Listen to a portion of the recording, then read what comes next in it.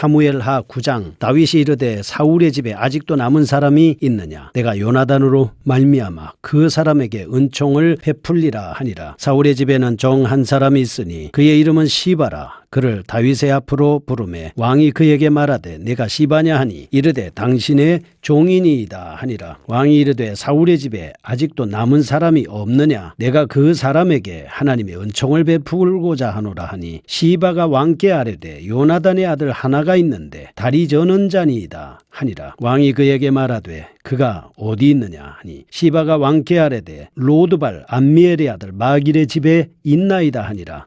다윗 왕이 사람을 보내어 로드발 암미엘의 아들 마길의 집에서 그를 데려오니 사울의 손자 요나단의 아들 무비보셋이 다윗에게 나와 그 앞에 엎드려 절하매 다윗이 이르되 무비보셋이여 하니 그가 이르기를 보소서 당신의 종이니이다. 다윗이 그에게 이르되 무서워하지 말라. 내가 반드시 네 아버지 요나단으로 말미암아 내게 은총을 베풀리라. 내가 내 할아버지 사울의 모든 밭을 다 내게 도로 주겠고 또 너는 항상 내 상에서 떡을 먹을지니라 하니 그가 절하여 이르되 이 종이 무엇이기에 왕께서 죽은 개 같은 나를 돌아보시나이까 하니라. 왕이 사울의 시종 시바를 불러 그에게 이르되 사울과 그의 온 집에 속한 것은 내가 다 내 주인의 아들에게 주었노니 너와 내 아들들과 내 종들은 그를 위하여 땅을 갈고 거두어 내 주인의 아들에게 양식을 주어 먹게 하라. 그러나 내 주인의 아들 무비보셋은 항상 내 상에서 떡을 먹으리라 하니라. 시바는 아들이 15명이요 종이 20명이라. 시바가 왕께 아뢰되 내 주 왕께서 모든 일을 종에게 명하신 대로 종이 준행하겠나이다 하니라. 무비보셋은 왕자 중 하나처럼 왕의 상에서 먹으니라. 무비보셋에게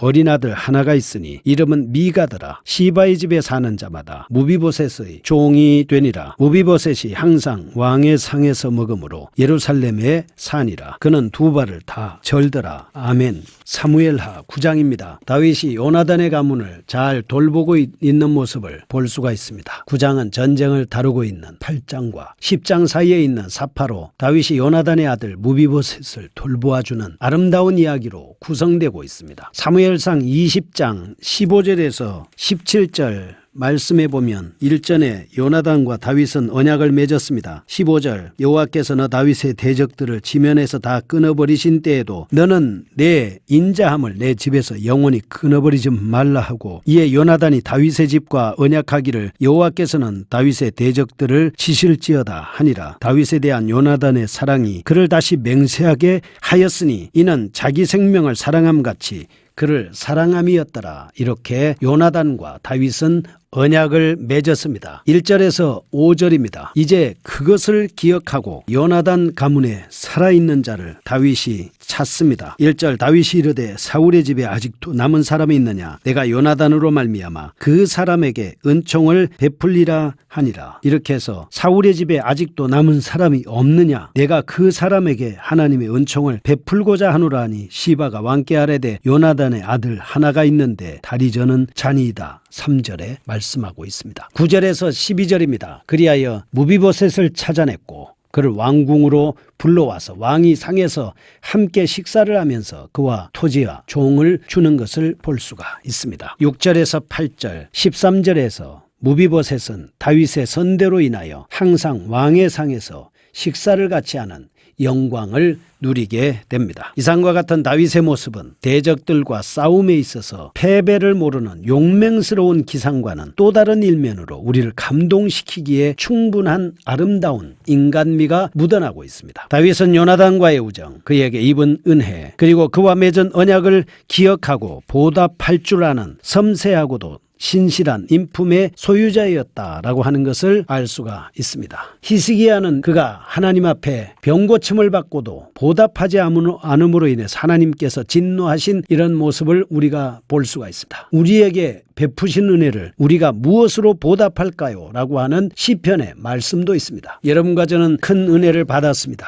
우리가 무엇으로 보답할까요? 보답하고자 하는 마음으로 하나님의 말씀을 통독하고 하나님의 말씀으로 기도하고 하나님의 말씀으로 전도하는 삶이 아니겠습니까? 그는 이 일을 위하여 적극적으로 무비보셋을 찾았습니다. 보답하기 위해서입니다. 한마디로 말해 선을 행하되 적극적으로 기회를 찾아가면서 행한 것이다. 이렇게 볼 수가 있습니다. 선을 적극적으로 행하면 얼마나 좋겠습니까? 의를 적극적으로 행하면 하나님께서 그야말로 기뻐하시지 않겠습니까? 한편 생각해보면 다윗의 이러한 행위는 그 자신이 하나님께로부터 입은 바 은혜를 기억한 데서 나온 것으로 생각할 수가 있습니다. 평소 하나님께서 자신에게 분에 넘치는 사랑을 베푸시는 것을 그는 체험했습니다. 그도 그런 사랑을 받아본 경험이 있습니다. 골리앗을 이길 수가 있었던 것도, 다윗이 이렇게 왕의 자리에 올라올 수 있었던 것도 다 하나님의 엄청난 은혜였고 하나님의 사랑이었습니다. 그래서 그는 보답하는 심령으로 요나단의 가문을 돌아봐야 되겠다라고 하는 변함없는 은혜를 갚고자 하는 마음이 그에게는 있었습니다. 우리가 신앙생활하는 것은 받은 은혜에 보답하는 것입니다. 헌금을 드리는 것도 받은 은혜에 보답하는 것이고, 봉사하는 것도 받은 은혜에 보답, 선교하는 것도, 전도하는 것도, 좋은 일하는 것도 받은 은혜에 보답하는 것입니다. 하나님께서는 여러분과 저에게 어마어마한 영생과 구원, 영원한 속죄 은혜를 베풀어 주셨습니다. 우리는 이 은혜를 어떻게 보답할까? 날마다 기도하면서 궁리하고 내가 받은 은혜를 보답하기 위해서 늘 신경 써서 하나님의 말씀에 준비되는 저희가 되어야 하지 않겠습니까? 오늘날 우리는 많은 은혜를 받았습니다. 요한복음 13장 34절에 내가 너희를 사랑한 것 같이 서로 사랑하라, 이렇게 말씀을 했습니다. 보답하는 차원에서 사랑하는 것입니다. 첫 번째입니다. 1절에서 8절, 무비보셋을 찾습니다. 다윗 왕이 요나단과의 약속을 기억하고선 그의 아들을 찾고 있는 장면입니다. 1절에서 5절은 사울의 종 시바를 통해서 무비보셋의 생존과 거주지를 확인하고 있습니다.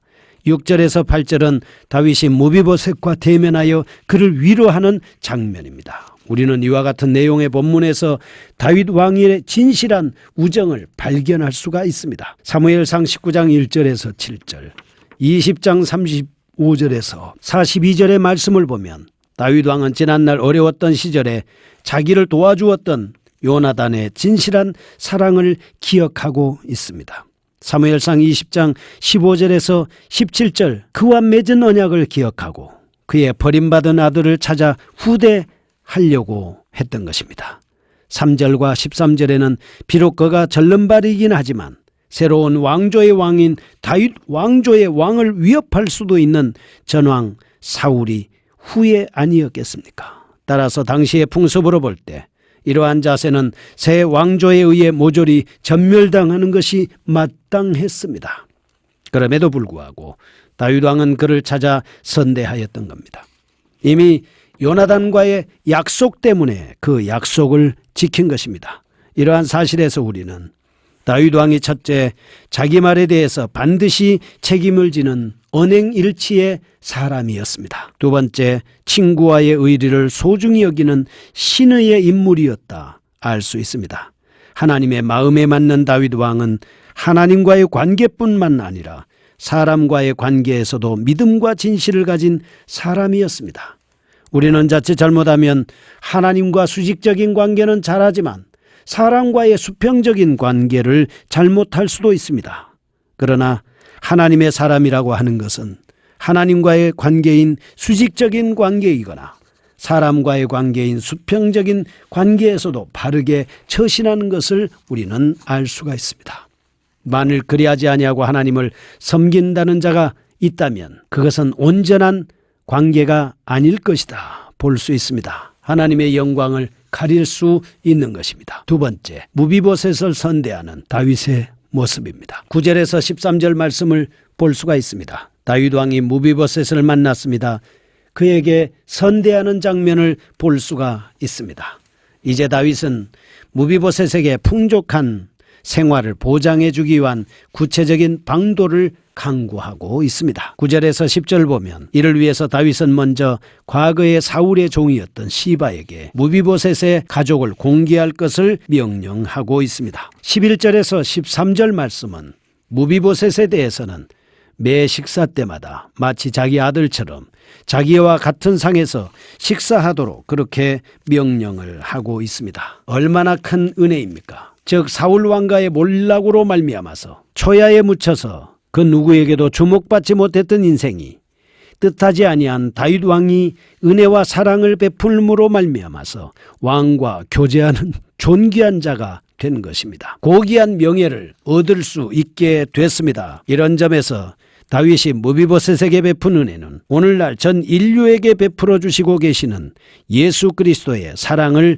예표한다라고 볼 수가 있습니다. 어떻게 보면 할아버지가 원수이고 그의 아버지는 선대했지만 집안으로 말하면 좋은 관계가 아닐 수도 있는데 다윗은 그런 사람이 아니었습니다. 무비보셋 스스로는 다윗에게 축복받을 만한 아무런 공로가 없지 않았습니까? 그럼에도 불구하고 은혜를 입은 것은 오늘날 우리는 그리스도의 무조건적인 은혜 가운데 구원을 받고 있는 모습과 똑같은 것입니다. 그런데 여기에서 우리는 유념할 사항이 있습니다. 그것은 다윗이 무비보셋에게 은총 베풀기를 소원했는데도 무비보셋이 그것을 한사코 마다했다면 그 축복은 무비보셋에서의 것이 될 수 없었을 것이다. 이렇게 볼 수 있습니다. 이는 역시 구원의 문제에 있어서도 마찬가지입니다. 비록 하나님께서 예수 그리스도를 통해서 문을 활짝 열어놓고 있습니다. 누구든지 이 문으로 들어오면 영생을 받을 수 있습니다. 누구든지 예수 믿으면 구원받을 수 있습니다. 누구든지 예수 믿으면 하나님의 자녀가 될 수 있습니다. 예수 안에 들어오기만 하면 모든 문제가 해결되는 것입니다. 땅과 하늘의 문제가 해결되는 것입니다.